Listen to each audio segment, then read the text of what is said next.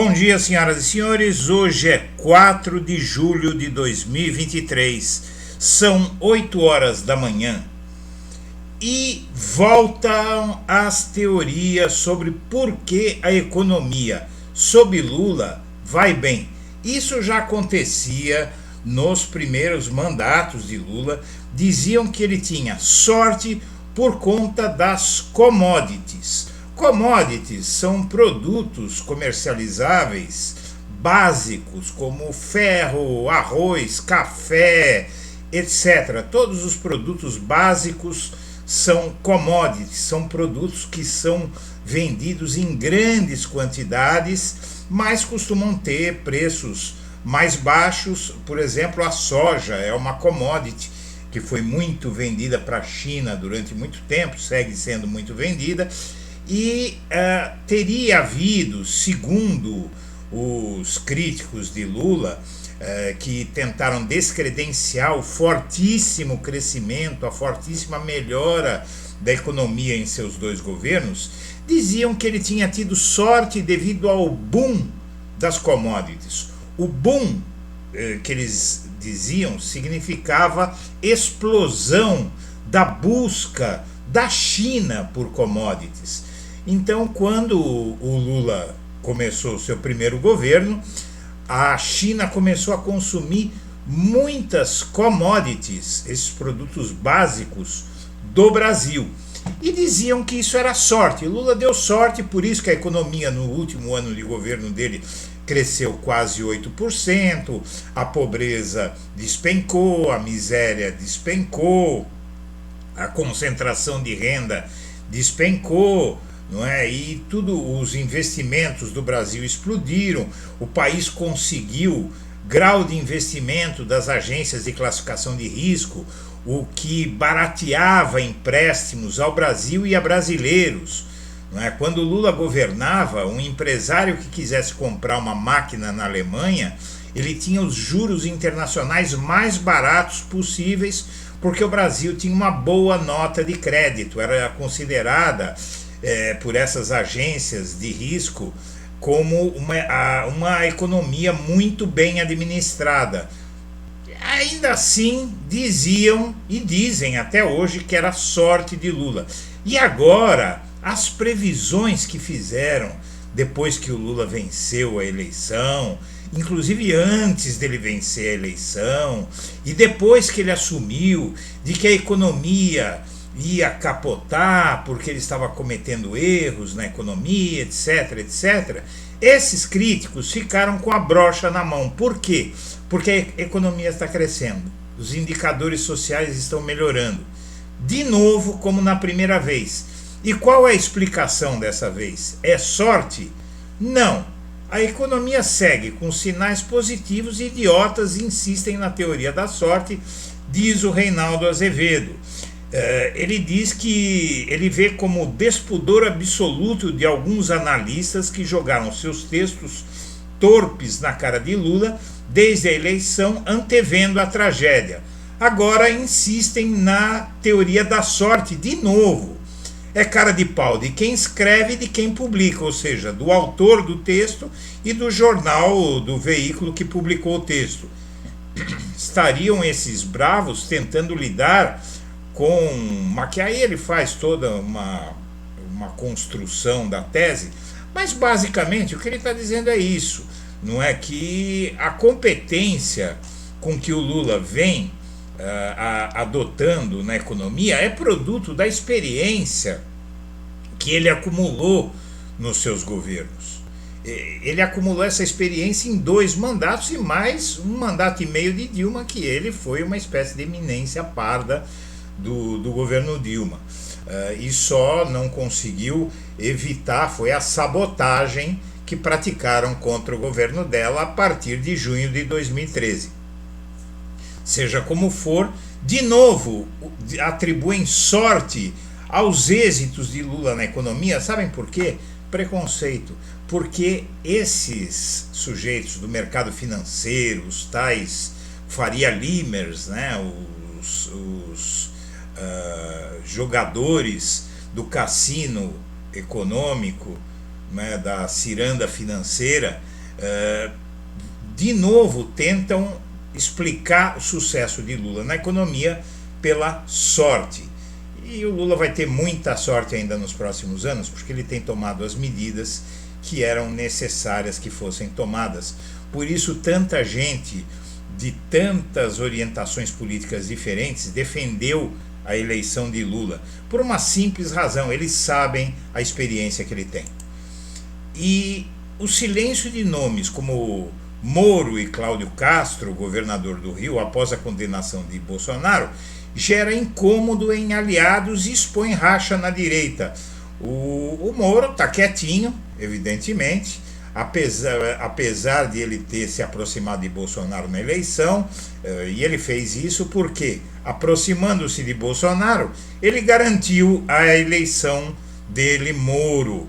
Mas agora o Moro está sendo processado pelo partido de Bolsonaro por caixa 2 na campanha. Então ele tirou do PL, do partido de Bolsonaro, uma vaga no Senado, no Paraná, e o Senado entrou contra ele na justiça, e é o Valdemar Costa Neto, o dono do partido do Bolsonaro, que quer se vingar do Moro, que o colocou na cadeia.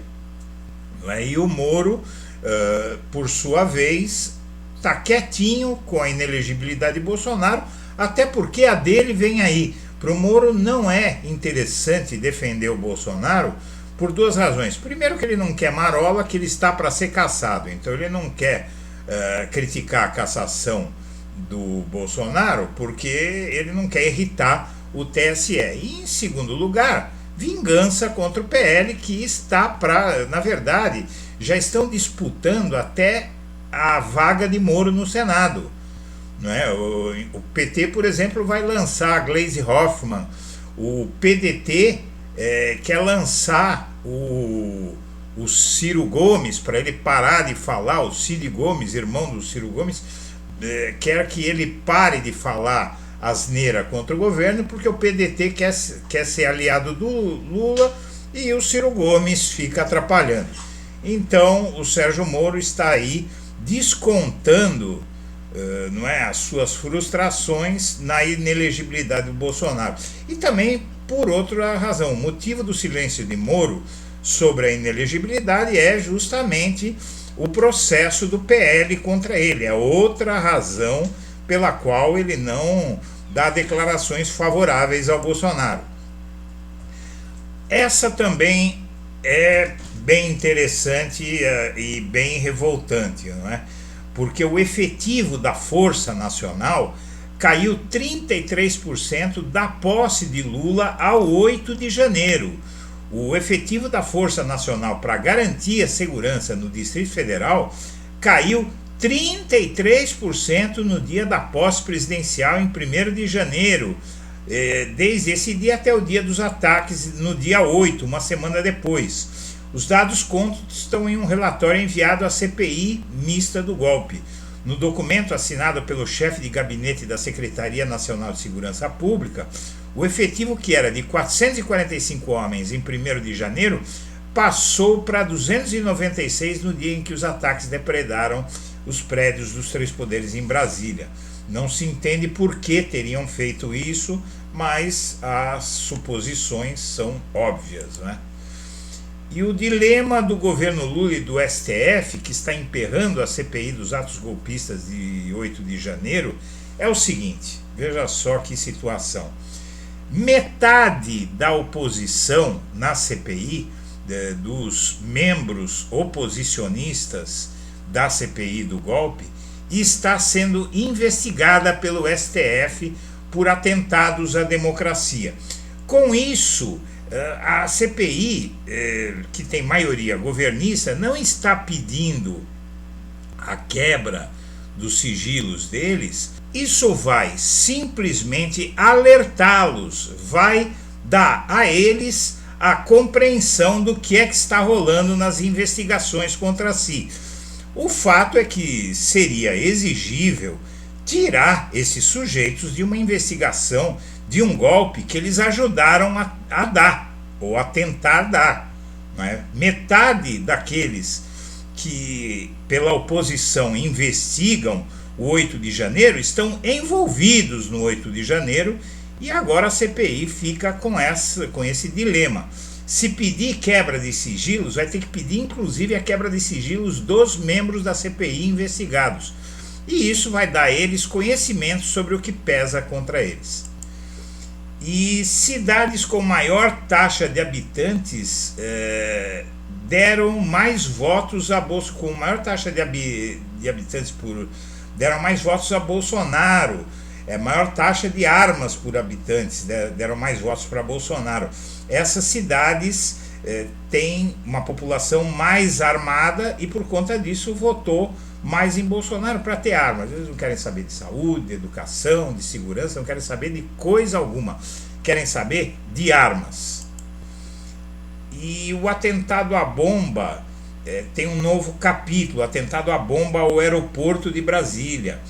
O depoente, o homem-bomba, o George Washington, não sei das quantas, ele mentiu 5 vezes na CPI, não é? Inclusive, esse é um problema, é que ele já está preso e não tinha como prendê-lo de novo, não é?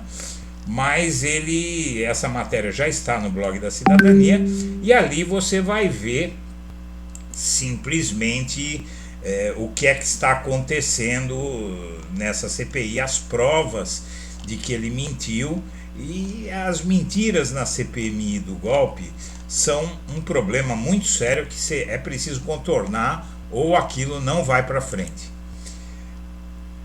O pastor que exortou seus seguidores a matarem homossexuais agora tenta se explicar depois que o Ministério Público decidiu pedir a prisão dele. Não digo nós matarmos, o pastor tenta explicar a fala homofóbica, mas é alvo de denúncias de parlamentares de esquerda, inclusive homossexuais, né? Érica Hilton e tantos outros. E após sugerir durante um culto em referência a pessoas LGBT que Deus, se pudesse, matava tudo e começava tudo de novo, o pastor André Valadão publicou um segundo vídeo ontem em que alega que a fala anterior não era sobre matar, segregar, mas sim sobre resetar, levar de volta a essência, ao princípio. Ele tenta ser muito esperto, não é? Mas essa conversa não cola, porque ele disse o seguinte: Deus queria matar, mas Deus não pode, agora cabe a vocês. Ele disse isso para os seguidores dele, não é? E tem que prender. O caso desse sujeito é muito grave. Ele instigou todo psicopata que tem nesse país a matar homossexuais. Se esse sujeito não for para a cadeia, a coisa vai ficar feia nesse país. E o presidente da Câmara, o Arthur Lira, conseguiu um milagre. Ele triplicou o patrimônio dele em 4 anos de mandato. Durante o mandato a legislatura passada e o mandato presidencial do Bolsonaro, entre 2018 e 2022, o Arthur Lira adquiriu casa milionária em praia em Alagoas, comprou terras e fez aplicações bancárias. Que coincidência, não? Tudo isso em 4 anos. E a esposa de Lula rejeita a proteção do GSI e o governo estuda decreto para a segurança da primeira-dama. O Lula trabalha para resolver impasse após a pasta retomar a coordenação. Janja não quer o GSI na sua segurança e quer a Polícia Federal. Agora o Lula vai ter que arrumar um meio termo aí, porque a segurança dela é a segurança de Lula, porque eles são marido e mulher, não é? E a pedido de Bolsonaro, o PL reforma a cozinha do escritório político dele para atender a um pedido dele, que começou a reclamar da comida que tinha no escritório e tal.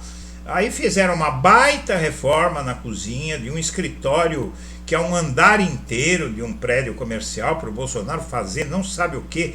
Quando ele era presidente, diziam que ele ficava contando piada para quem ia visitá-lo, né? E o Bolsonaro, mesmo fora do poder, continua torrando dinheiro público. Senhoras e senhores, nós agradecemos a atenção e estaremos de volta ao meio-dia.